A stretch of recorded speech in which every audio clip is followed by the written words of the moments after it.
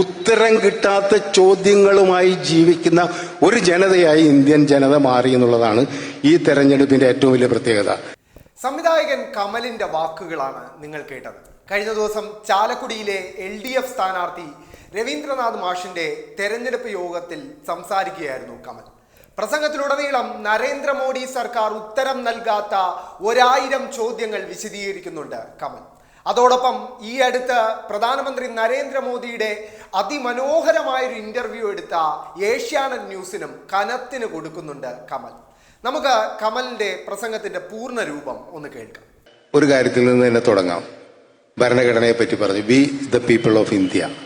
വിയുടെ ഡെഫിനേഷനെ കുറിച്ച് വളരെ വ്യക്തമായും വിശദമായും രണ്ടുപേരും പറഞ്ഞു. എനിക്ക് ആ ഒരു സംശയമുള്ളത്, നമുക്കെല്ലാവർക്കും അറിയാം, നമ്മളൊക്കെ ഭരണഘടന പഠിച്ചിട്ടുള്ളതാണ്. നമ്മളൊക്കെ ജനിച്ചു വീണ കാലം മുതൽ നമ്മൾ കേൾക്കുന്നതാണ് മതനിരപേക്ഷ ഇന്ത്യ, ജനാധിപത്യ ഇന്ത്യ.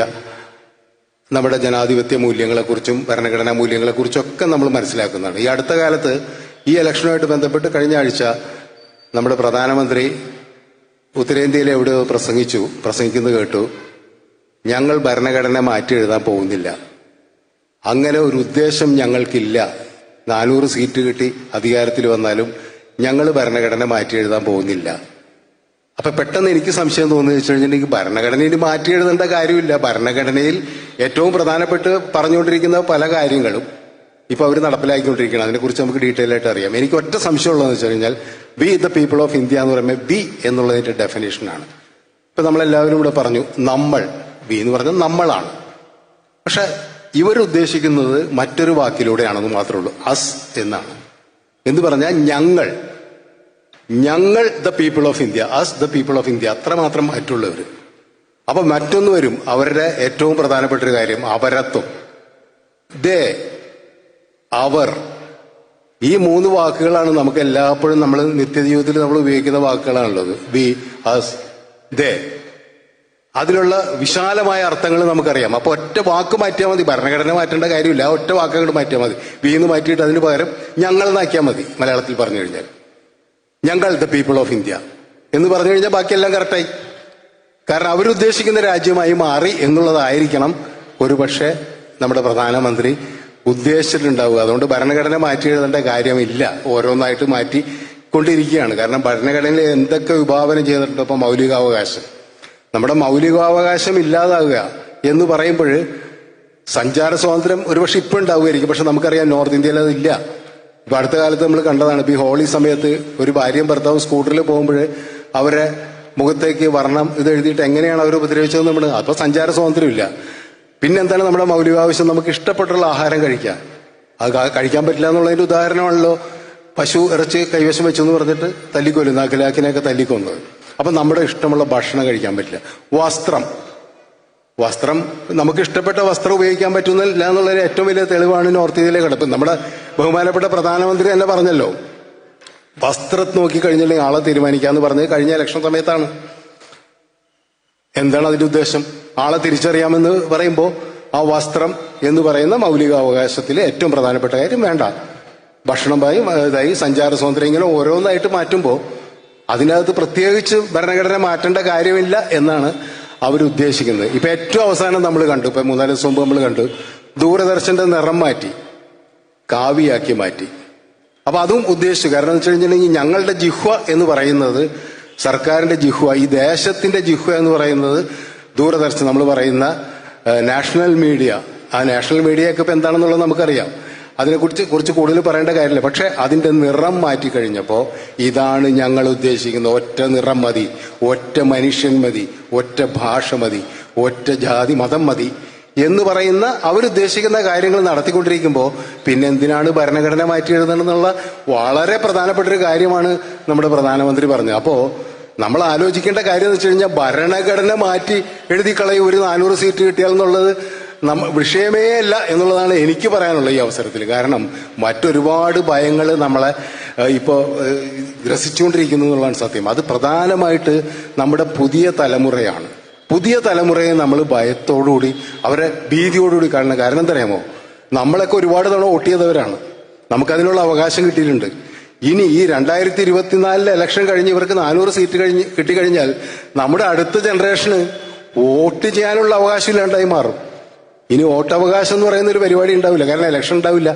അതാണ് അവർ ഉദ്ദേശിക്കുന്നത്. അപ്പോൾ വോട്ടവകാശമില്ലാത്തൊരു ജനതയായിട്ട് നമ്മുടെ പുതിയ തലമുറ മാറുമ്പോൾ ആ പുതിയ തലമുറയെ കുറിച്ചാണ് നമ്മൾ ഏറ്റവും കൂടുതൽ വേദനിക്കേണ്ടി വരുന്നത്, ഭയത്തോടുകൂടി നോക്കേണ്ടത്. കാരണം നമ്മുടെ മക്കളുടെ മക്കൾ, അടുത്ത തലമുറ അവരെങ്ങനെയാണ് ഇന്ത്യ മഹാരാജ്യത്ത് ജീവിക്കേണ്ടത് എന്നുള്ളൊരു ഭയം നമ്മളെ ഗ്രസിക്കുന്നു എന്നുള്ളതാണ് ഞാൻ ഇതിനെ നോക്കി കാണുന്ന ഏറ്റവും വലിയ അപകടം. അപ്പൊ പുതിയ തലമുറയെ ഒരുപാട് രീതിയിൽ തെറ്റിദ്ധരിപ്പിക്കുന്നുണ്ട്. ബഹുമാനപ്പെട്ട പ്രധാനമന്ത്രി പല സമയത്തും യുവാക്കൾക്ക് വേണ്ടിയിട്ടും നാരി ശക്തി എന്നൊക്കെ പറഞ്ഞിട്ട് പറയുന്നുണ്ടല്ലോ ഒരുപാട് കാര്യങ്ങൾ. അപ്പൊക്കെ പറയുമ്പോൾ വികസനവും മറ്റു കാര്യങ്ങളും നമ്മുടെ പെട്ടെന്ന് പ്രത്യക്ഷമായി നമ്മുടെ കണ്ണിൽ കാണുന്ന കുറെ കാര്യങ്ങൾ വിശ്വസിക്കുന്ന ഒരു യുവജനത ഇവിടെയുണ്ട്.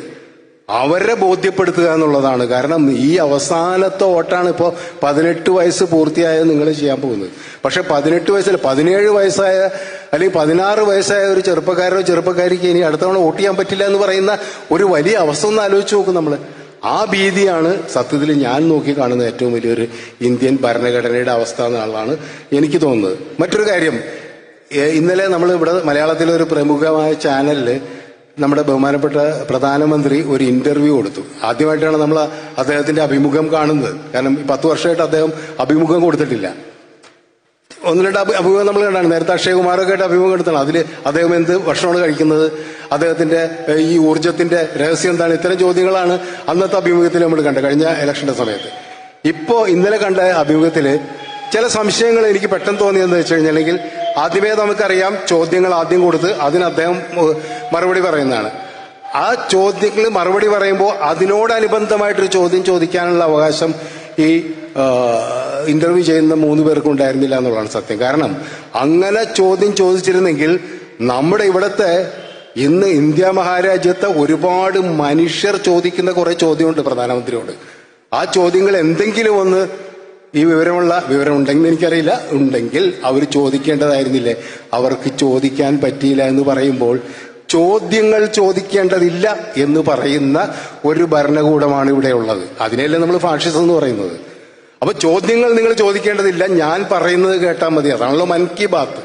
അപ്പൊ ഈ മൻ കി ബാത്തും എന്റെ ഉത്തരങ്ങൾ മാത്രം മതി, ചോദ്യങ്ങൾ ഇങ്ങോട്ടില്ല. ഇനി ചോദ്യം ചോദിച്ചാൽ ഞാൻ ആഗ്രഹിക്കുന്ന ചോദ്യം മാത്രം മതി എന്ന് പറയുന്ന ഒരു പ്രവണതയാണ് ഏകാധിപത്യം എന്ന് പറയുന്നത്. അതിനെയാണ് നമ്മൾ ഭരണകൂട ഭീകരത എന്ന് പറയുന്നത്. മറ്റൊക്കെ നമുക്ക് അപേക്ഷിക്കണം. നമ്മൾ എന്തൊക്കെ ചോദ്യങ്ങൾ ഈ 10 വർഷം ഭരിച്ച BJP സർക്കാരിനോട് ചോദിക്കേണ്ടതിരിക്കുന്നു.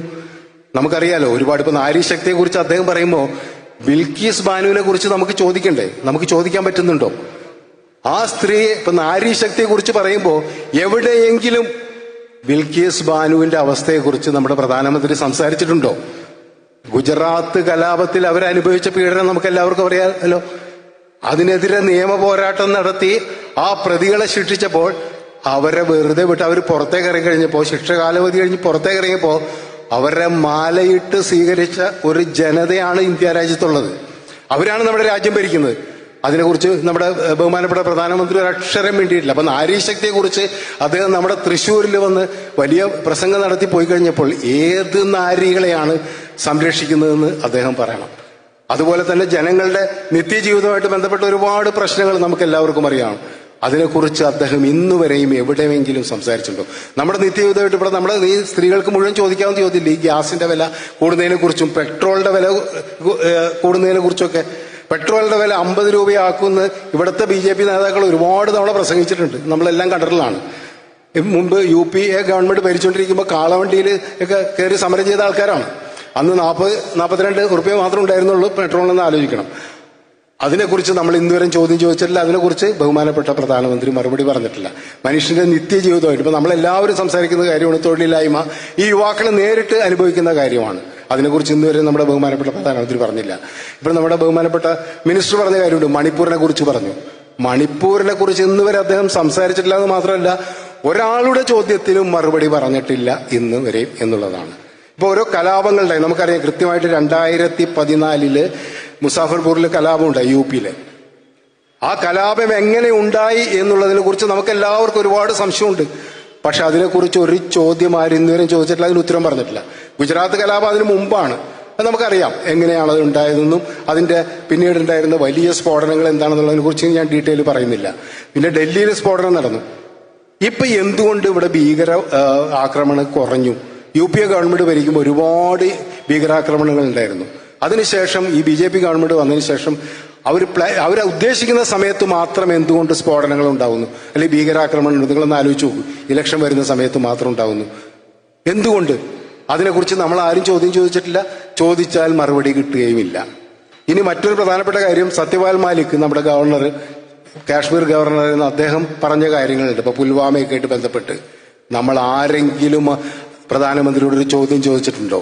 അന്ന് സത്യപാൽ മാലിക് ഫോൺ ചെയ്തിട്ട് യു ഷട്ട് യുവർ മൗത്ത് എന്ന് പറഞ്ഞ പ്രധാനമന്ത്രിയാണെന്ന് ആലോചിക്കണം.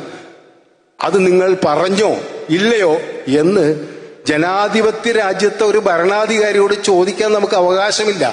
ഇത് പറഞ്ഞത് വേറെ സാധാരണക്കാരനല്ലല്ലോ, അവര് നിശ്ചയിച്ച ഗവർണറാണ്. അപ്പൊ അതിനും മറുപടി നമുക്ക് കിട്ടിയിട്ടില്ല ഇന്ന് വരെ. അങ്ങനെ ഒരുപാട് ഇപ്പൊ നമുക്കറിയാം എത്ര പേരെ ജയിലിലടച്ചു. ഇപ്പൊ അവസാനം കെജ്രിവാളിനെ ജയിലിലടച്ചു. എന്തിന് ജയിലിലടച്ചു എന്ന് കൃത്യമായൊരു മറുപടി ഭരണകൂടം പറയണ്ടേ? ജയിലിലടച്ചോളൂ, നിങ്ങൾ ഇടിയോ എന്തിനു കൊണ്ടുവന്നിട്ട് എന്ത് വേണം ചെയ്തോ. പക്ഷെ അതിന് ഉത്തരം പറയുന്നില്ല. അങ്ങനെ ഉത്തരം കിട്ടാത്ത ഒരുപാട് ചോദ്യങ്ങൾ. സ്റ്റാൻ സ്വാമി എന്ന് പറയുന്ന പാവപ്പെട്ട വൈദികൻ ജയിലിൽ കിടന്ന് മരിച്ചത് എങ്ങനെയാണ് നമുക്ക് എല്ലാവർക്കും അറിയാലോ. അദ്ദേഹം വെള്ളം കുടിക്കാൻ ഒരു സ്ട്രോ ചോദിച്ചിട്ട് കോടതിയിൽ പോയിട്ട് പോലും കൊടുത്തില്ല എന്നുള്ളതാണ്. അപ്പൊ എന്തിന് സ്റ്റാൻ സ്വാമിയെ ജയിലിലിട്ട് കൊന്നു എന്നുള്ളതിന് മറുപടി കിട്ടിയിട്ടില്ല. മണിപ്പൂരിലെ ക്രിസ്ത്യൻ പള്ളികൾ ആക്രമിച്ചതിന് നമുക്ക് ഉത്തരം കിട്ടിയിട്ടില്ല.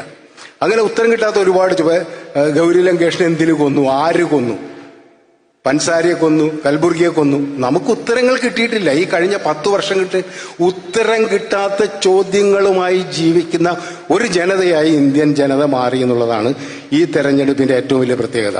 കാരണം അതിൽ ഏറ്റവും പ്രധാനപ്പെട്ട ഒരു കാര്യം നമുക്കെല്ലാം അറിയാം. നമ്മുടെ തൃശ്ശൂരിൽ മത്സരിക്കുന്ന നമ്മുടെയൊക്കെ പ്രിയപ്പെട്ട സുഹൃത്ത് പറഞ്ഞ ഒരു കാര്യമുണ്ട്. ഇലക്ഷൻ തുടങ്ങുന്ന സമയത്ത് പ്രജകളാണെന്നാണ് പറഞ്ഞത്. പൗരൻ എന്നുള്ള വാക്ക് പോലും പറയാൻ അദ്ദേഹം അടിച്ചിട്ടാണോ അത് പറയില്ല എന്ന് തീരുമാനിച്ചിട്ട് എനിക്കറിയില്ല. പ്രജകൾ എന്ന് നമ്മുടെ ചുള്ളിക്കാടല്ലേ വേറെ സ്ഥലത്ത് ഇത് പറഞ്ഞു, ശക്തമായിട്ട് പറഞ്ഞിട്ടുള്ളതാണ്. അപ്പൊ പ്രജകളാണെന്ന് തന്നെയാണ് ഉദ്ദേശിക്കുന്നവര്. അപ്പൊ പ്രജകൾ ചോദ്യങ്ങൾ ചോദിക്കാൻ പാടില്ല, ഞങ്ങൾ പറയുന്നത് കേൾക്കണം. എല്ലാത്തിനും ഒരു ഉത്തരവുണ്ട്. ഇവിടെ മുഗൾ ഭരണകാലഘട്ടത്തിലാണ് ഇന്ത്യ മഹാരാജ്യം ഇങ്ങനെയായി എന്നുള്ളത്. നമ്മൾ ആരും അന്ന് ജനിച്ചിട്ടില്ല. നമ്മുടെ അപ്പനപ്പൂപ്പന്മാർ പോലും ജനിക്കാത്തൊരു കാലഘട്ടത്തിൽ ഇന്ത്യ എന്ന മഹാരാജ്യത്തിൽ എന്ത് സംഭവിച്ചു എന്നുള്ളത് നമുക്ക് അറിയേണ്ട കാര്യമില്ല. നമുക്കറിയേണ്ടത് ഇന്ന് എന്ത് സംഭവിക്കുന്നു എന്നുള്ളതാണ്. നമുക്ക് 2-3 തലമുറക്ക് മുമ്പുള്ള നമ്മുടെ കുടുംബക്കാരുടെ, നമ്മുടെ പ്രപിതാമഹന്മാരുടെ പേര് പോലും നമുക്കാർക്കും അറിയില്ല. അപ്പൊ അന്നത്തെ കാലത്ത് ഇവിടെ എന്ത് സംഭവിച്ചു, ശ്രീരാമന്റെ കാലത്ത് എന്ത് സംഭവിച്ചു എന്ന് നമുക്കറിയേണ്ട കാര്യമുണ്ടോ? നമുക്കറിയേണ്ടത് ഇന്ന് എന്ത് സംഭവിക്കുന്നു, ഇനി നാളെ എന്ത് സംഭവിക്കും. കാരണം നാളെ എന്ത് സംഭവിക്കുന്നതെന്ന് നമുക്കറിയണം. കാരണം നമ്മുടെ മക്കളോട് ജീവിച്ചിരിപ്പുണ്ട്, നമ്മുടെ മക്കളുടെ മക്കൾ ഇനി പിറക്കാനിരിക്കുന്നു. അവരോട് നമുക്കൊരു ഉത്തരവാദിത്വമുണ്ട്, ബാധ്യതയുണ്ട്. അപ്പൊ അതിന്റെ ഒരു ഉത്തരമായിരിക്കണം ഈ വർഷത്തെ തെരഞ്ഞെടുപ്പ് എന്നാണ് എനിക്ക് പറയാനുള്ളത്. കാരണം ഞാൻ ശുഭാപ്തി വിശ്വാസിയാണ്. ഇവിടെ ചുള്ളിക്കാട് പറഞ്ഞതിനോടും എനിക്കൊരു വിയോജിപ്പുള്ളത് അത് തന്നെയാണ്. കാരണം പ്രതിപക്ഷം ഉണ്ടാകുക എന്നുള്ളതല്ല, നമ്മൾ ഭരിക്കുന്നവരുണ്ടാകുക എന്നുള്ളതാണ്. അവരെ തെരഞ്ഞെടുക്കുക എന്നുള്ളതാണ് നമ്മളെ. നല്ല പ്രതിപക്ഷം ഉണ്ടായിട്ട് മാത്രം ഇവിടെ കാര്യമില്ല. അവരെ തെരഞ്ഞെടുക്കുക എന്നുള്ളതാണ് നമ്മുടെ ഏറ്റവും വലിയ ഉത്തരവാദിത്വം. ആ ഉത്തരവാദിത്വം നിറവേറ്റുക എന്നുള്ളതാണ് ഇന്ത്യയിൽ ജീവിച്ചിരിക്കുന്ന ഓരോ സാധാരണ പൗരന്റെയും ഉത്തരവാദിത്വം. കേരളം നമുക്ക് ഏറ്റവും വലിയ സന്തോഷം തരുന്നൊരു കാര്യം, ഇന്ന് കേരളത്തിൽ ജനിച്ചു എന്നുള്ളതാണ് നമ്മുടെ ഏറ്റവും വലിയ സന്തോഷം. കാരണം നമുക്ക് ഒരിക്കലും ഒരു BJP പ്രതിനിധിയെ പാർലമെന്റിലേക്ക് അയക്കേണ്ട ഗതികേടുണ്ടായിട്ടില്ല എന്നുള്ളതാണ് കേരളം ഇന്ത്യ മഹാരാജ്യത്തിന് സംഭാവന ചെയ്തിട്ടുള്ള ഏറ്റവും വലിയ സംഭാവന എന്നാണ് ഞാൻ വിശ്വസിക്കുന്നത്. അത് ഇത്തവണയും തുടരും. അതുകൊണ്ട് തന്നെ ഇവിടെ കോൺഗ്രസ് ജയിച്ചാലും ഇടതുപക്ഷം ജയിച്ചാലും തീർച്ചയായും നമ്മൾ അഭിമാനിക്കാം. പക്ഷേ എന്തുകൊണ്ട് ഇടതുപക്ഷം ജയിക്കണം, അത് മാത്രം പറഞ്ഞുകൊണ്ട് ഞാൻ അവസാനിപ്പിക്കും. കാരണം ഇടതുപക്ഷം, നമുക്കറിയാം, പാർലമെന്റിൽ ചെന്നാൽ നമ്മുടെ ആവശ്യങ്ങൾ സംസാരിക്കാൻ അവിടെ നമ്മുടെ പ്രതിനിധികൾ വേണം, അവർ വാതുറക്കണം. നമ്മൾ കണ്ടാണ് ഇവിടെ P. രാജീവ് ഉണ്ടായിരുന്നു. അദ്ദേഹം പാർലമെന്റിൽ മികച്ച പാർലമെന്റേറിയനുള്ള അവാർഡ് കിട്ടിയിട്ടുള്ള വ്യക്തിയാണ് അദ്ദേഹം പാർലമെന്റിൽ നമ്മുടെ ശബ്ദം കേൾപ്പിച്ചിട്ടുള്ള ഒരു ഇടതുപക്ഷ പ്രതിനിധിയാണ്, MP ആണ്. അതുപോലെ തന്നെ ബ്രിട്ടാസോട് സംസാരിച്ചു പോയ ബ്രിട്ടാസ് ഇപ്പൊ ഇന്ന് പാർലമെന്റിൽ ഏറ്റവും വലിയ ശബ്ദം, പ്രതിപക്ഷ ശബ്ദം എന്ന് പറയുന്നത് ബ്രിട്ടാസിന്റെയാണ്. നമ്മൾ കണ്ടതല്ലേ രാജ്യസഭയിൽ അദ്ദേഹത്തിന്റെ. അപ്പൊ ഇടതുപക്ഷത്തിന്റെ ശബ്ദം ഉയരണമെങ്കിൽ അത് 1-2 മതി, ഒരാളായാലും മതി. ആ ശബ്ദം വേറിട്ട് നിൽക്കുന്നു എന്നുള്ളത് കൊണ്ട് തന്നെയാണ് ഇടതുപക്ഷം ഇവിടെ നിന്ന് ജയിച്ചു പോകണമെന്ന് നമ്മളൊക്കെ ആഗ്രഹിക്കുന്നതും പറയുന്നത്. അതുകൊണ്ട് ആ ശബ്ദം ഉയർത്താൻ കഴിയുന്ന ഏറ്റവും വലിയ ഒരു പ്രതിനിധി തന്നെയായിരിക്കും ചാലക്കുടിയുടെ പ്രതിനിധിയായിട്ട് രവീന്ദ്രൻ മാഷ് എന്നാണ് ഞാൻ വിശ്വസിക്കുന്നത്, നമ്മളെല്ലാവരും വിശ്വസിക്കുന്നത്. അതുകൊണ്ട് രവീന്ദ്രൻ മാഷെ വിജയിപ്പിക്കുക എന്നുള്ളത് ഈ ചാലക്കുടി മണ്ഡലത്തിലെ ഓരോ വോട്ടറുടെയും ഉത്തരവാദിത്വമാണ്. മാഷക്ക് തീർച്ചയായും വിജയം സുനിശ്ചിതമാണ്, നമുക്ക് എല്ലാവർക്കും അറിയാം. കാരണം മാഷ് ജനങ്ങളുമായിട്ട് ഇടപഴകുന്നത് അതുകൊണ്ട് അങ്ങനെ തന്നെയാണ്. മാഷിന് എല്ലാവിധ ഭാവുകളും നേർന്നുകൊണ്ട് എല്ലാ ഇടതുപക്ഷ സ്ഥാനാർത്ഥികൾക്കും വലിയ വിജയമുണ്ടാവട്ടെ എന്ന് ആശംസിച്ചുകൊണ്ട് ഞാൻ നിർത്തുന്നു. നന്ദി, നമസ്കാരം.